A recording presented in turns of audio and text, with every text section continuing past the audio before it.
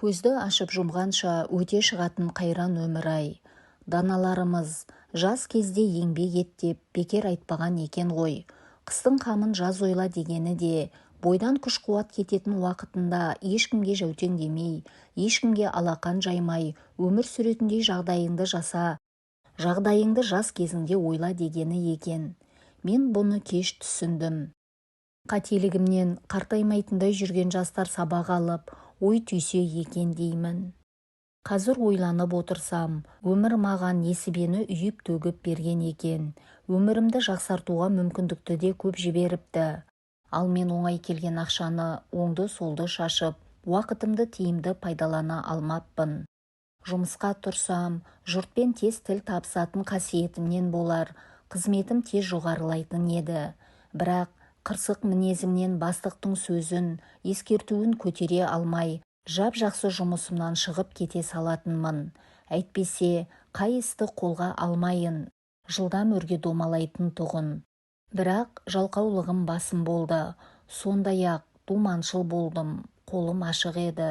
Жұрт мақтаса, кафенің бүкіл ақшасын өзім төлеп, достарымды күтіп шығарып салатынмын. Осы әдетім ақша жинауға кедергі болыпты. Құдай маған небір жақсы қыздарды жіберді. Достарым түгілі, туған аға інілерім, ауызыңның салымы бар деп қызығып қарайтын. Өйткені менің 3 әйелім де көрікті әрі білімді болып еді. Бірінші әйелім әскери бөлімде жұмыс істейтін, капитан еді. Онымен болмашы ұрыс-керіс кезінде қол көтердім. Төркініне кетіп қалды. Мен қырсығып соңынан кешірім сұрап бармадым. Ол бірбеткей. Ажырастық. Екінші келіншегіммен 30 жасымда таныстым. Астында көлігі бар, мемлекеттік мекемеде бір бөлім бастығы. Жұмысына пысық, өзі де сұлу. 4 ай кездесіп жүріп, сөз салдым. Маған тұрмысқа шығуға келісті. Бұрын сонды тұрмыста болмаған қыздың маған тұрмысқа шыққанына тіпті ата-анам таңқалды. Ал мен сол бақты көтере алмадым. Әйтпесе, жұмысы, көлігі, ақылы мен білімі бар әдемі қызға қолы жетпей жүргендер көп еді ғой. Ал ол менің қолыма кеп қона қалды. 4 жыл бірге тұрдық. Ол сүйкімді қыз туып берді. Ата-анамның да тілін тауып, келіндік қызметін мінсіз атқарды. Кейін ол ипотекамен 2 бөлмелі пәтер алды. Ол кезде достарым, оның жүретін біреуі бар. Әйтпесе, 1 айлықпен көлік ала алмайды. Ал енді баспананы да оңай алды, деп маған күдік ұялата бастады. Тағы бір досым, ол бастығының көңілдесі, деді. Арам пиғылды достарымның сөзіне сене бастадым. Олардың мені көре алмай, ажырату үшін жасап отырған әрекеттерін түсінбеппін. Достарым қайрап отырып арақ ішкізді. Күмәнмен жүргенмен сол кездері көп ішіп кеттім. Әйелім бала емізіп жүріп, диета ұстаса да, әдемі көлік сатып алса да күдіктене беретін болдым. Ол қызымыз 40-нан шыққан соң жұмысқа асықты. Қала шетінде тұратын анасы кеп, балаға қарайтын болды. Әйелінің анасымен бірге тұру еркек үшін қиын. Күшік күйеу деген достарымның сөзі ашуландырды. Не керек? Мен әйелімнің әр басқан қадамын аңдып, қоңырау шала беретінді шығардым. Жұмыс шағына барып, сырттай аңдимын. Өстіп жүріп, жұмысымнан шығып қалдым. Үйде ұрыс керіс көбейді. Әйелім, сағат сайын қоңырау шала бермеші. Жұмыс істеуіме кедергі келтіріп жатырсың, деді. Мүмкін бастығыңмен кездесуге кедергі боп жатқан шығармын, дедім. Бір күні ол, маған сенбесең, әр қадамымды аңдитын болсаң, күнде ұрыс шығара берсең, қоя салайықшы, деп кесіп айтты. Одан да сол уақытты жұмыс іздеуге, өзіңе арнасайшы, кімге ұқсап кеткенсің, сақалыңды ал, анау қарныңды құрт, содан соң қашанғы жұмыссыз жатасың, деп кемшіліктерімді іздей бастады. Ұрыса берген соң арамыз суып кетті. Ол менің күдігімнен, ал мен оның кемсітуінен шаршадым. Ақыры 2-ге айырылыстық. 3-ші рет мен 43 жасымда үйлендім. Оған дейін күйзелісте жүрдім. Кейін өзімді қолға алып, түзулендім. еңсемді көтердім. Бұрынғыдай жаста емеспін, сондықтан өзімнің теңімді іздедім. Бірақ тағы да жағдайы жақсы, ешкімге тәуелді емес әйелмен бас қостым. Толықтығы, яғни сәл артық салмағы болмаса, сұлу әйел.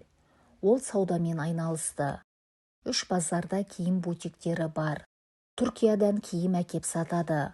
Қызы тұрмыста, ұлы үйленіп қойған. Иә, ол әйел менен 7 жас үлкен. Жалғыз өзі тұрады екен. Ұлы мен келініне үй әперіп, бөлек шығарған. Осы уақытқа дейінгі өмірімді ұлым мен қызыма арнадым. Енді өзім үшін өмір сүруім керек, деп оңаша тұрғанды жөн санапты. Біз заңды түрде некелеспедік. Ол некені қаламады. Сондықтан шариғи түрде неке қидырдық та бірге тұрып жаттық. Ол көлігін маған беріп қойды. Тауарларды жеткізіп беремін, өзін ары-бері алып жүрем. Қысқаша айтқанда, оның шофері болдым. Жап-жақсы өмір сүріп жатқанбыз. Оны сүйдім деп те айта алмаймын. Бірақ арамызда әдемі жарастық бар еді.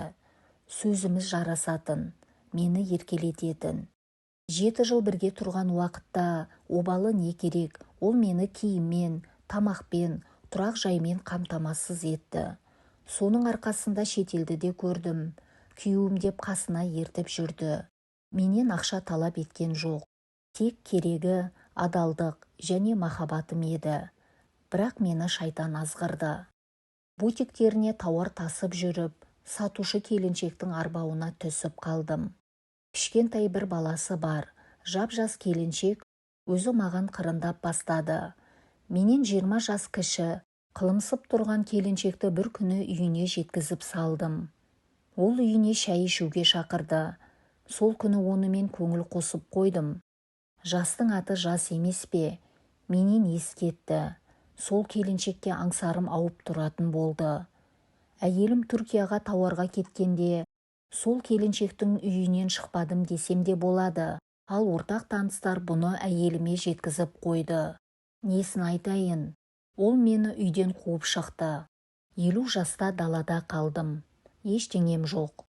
Ал 20 жас кіші келіншекке менің ақшам керек болған көрінеді. Ол да менен бас тартты. Басым салбырап, қара шаңыраққа бардым. Бірақ әкем мен анам қайтқалы, бұл үйде інім мен келінім тұрады. Ешкімге жұмыссыз адам ұнамайды. Бірақ 50 жастағы еркекке жұмыс табуда оңай емес. Табылған жұмысты істеп жүргеніме 6 жылдан асты. Тапқанымды келініме берем. Әйтпесе бұл үйге сыймаймын ғой. Біреуге қараған күнің құрысын.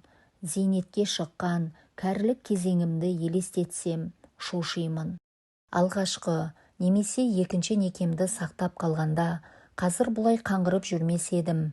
Бала шағамның ортасында, өз шаңырағымда бас ие болып отырар едім деп ойлаймын. Ал қазір інімнің балаларына дауыс көтеріп те сөйлей алмаймын. Түнде шай ішкім келсе, ас үйге кіріп шай қоюға да ыңғайсызданам. Осылай күнім өтіп жатыр. Өткенім қайтып келсе, мен некемді сақтап қалу үшін бар мүмкіндікті пайдаланар едім.